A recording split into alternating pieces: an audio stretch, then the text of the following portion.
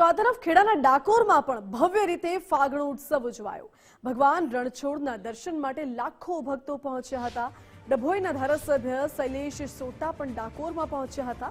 રણછોડજીના ચરણોમાં તેમણે શીશ નમાવીને પ્રાર્થના કરી।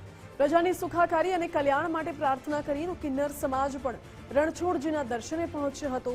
ભક્તોની મનોકામના પૂર્ણ કરે તેવી પ્રાર્થના કરી છે। ડાકોરમાં જય રણછોડ માખણ ચોરનો નાદ ગુંજી ઉઠ્યો છે। આ ફાગણ ઉત્સવમાં ભક્તોનું ઘોડાપૂર અહીં ઉમટી પડ્યું છે।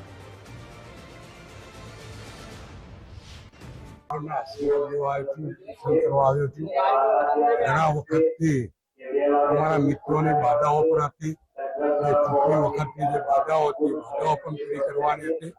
અને ખરેખર તો મારા નાના એટલે દાદાજી બાદરપુરમાં રણછોડજી મંદિરના મુખ્યાજી હતા, એટલે રણછોડજી સાથે એ અલગ નાતો જોડાયેલો છે। આજે અહીંયા દર્શન કરીને ધન્યતા અનુભવું છું। અમે આજે રણછોડરાયના ત્યાં દર્શન કરવા આવ્યા છીએ। બહુ સરસ લાગ્યું, બહુ મજા આવી અમને, કેમ કે પગપાળા આવી નતા શકતા, એટલે અમે લોકો ગાડી લઈને આવ્યા છીએ। એટલે રણછોડરાય મારા ભગવાન બધાની આશા પૂરી કરે, મારી બહુચરમાં એ દિલથી દુઆ છે। બોલો રણછોડરાય।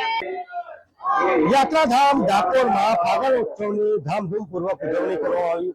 રાજ્યના નાયબ મુખ્યમંત્રી હર્ષભાઈ સંઘવી પણ મંગળા આરતીમાં પધાર્યા હતા। ત્યારબાદ કહી શકાય કે જે મંદિરના દ્વાર ખુલ્યા હતા ત્યારથી ભક્તોનો અવિરત પ્રવાહ અત્યારે ડાકોર રણછોડજી મંદિરમાં સતત દેખાઈ રહ્યો છે। અત્યારે જો વાત કરવામાં આવે તો ડાકોર મંદિરમાં ભક્તોની ભીડ લાંબા સમયથી દેખવામાં આવી રહી છે। અત્યારે બપોરના 2 કલાકે આ મંદિર ગ્રહણના કારણે બંધ કરવામાં આવશે અને આવતીકાલે વહેલી સવારે રાબેતા મુજબ આ મંદિર 7:15 કલાકે મંગળા આરતીથી ખોલવામાં આવશે અને દર્શન કરવાનો લાભ ભક્તો તે બાદ જ લઈ શકશે। પરંતુ અત્યારે બપોરના 2 કલાકે ડાકોર મંદિર બંધ કરવામાં આવશે। તે બાદ સમગ્ર જે મંદિર પરિસર છે તેને ધોવામાં આવશે અને સાફ સફાઈ બાદ મંદિરને આવતીકાલે એટલે કે આવતીકાલે વહેલી સવારે જ ભક્તો માટે ખુલ્લું મૂકવામાં આવશે। સંદીપ રાજપૂત સાથે ગુજરાત ફર્સ્ટ ડાકોર। તો ડાકોર મંદિરમાં ફાગણ ઉત્સવની ઉજવણી થઈ અને ત્યારબાદ હવે ચંદ્રગ્રહણને લઈને મંદિર બંધ કરાયું છે।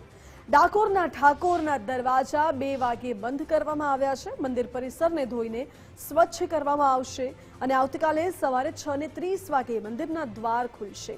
લાખો ભક્તોએ ફાગણ ઉત્સવના ભવ્ય દર્શન કર્યા।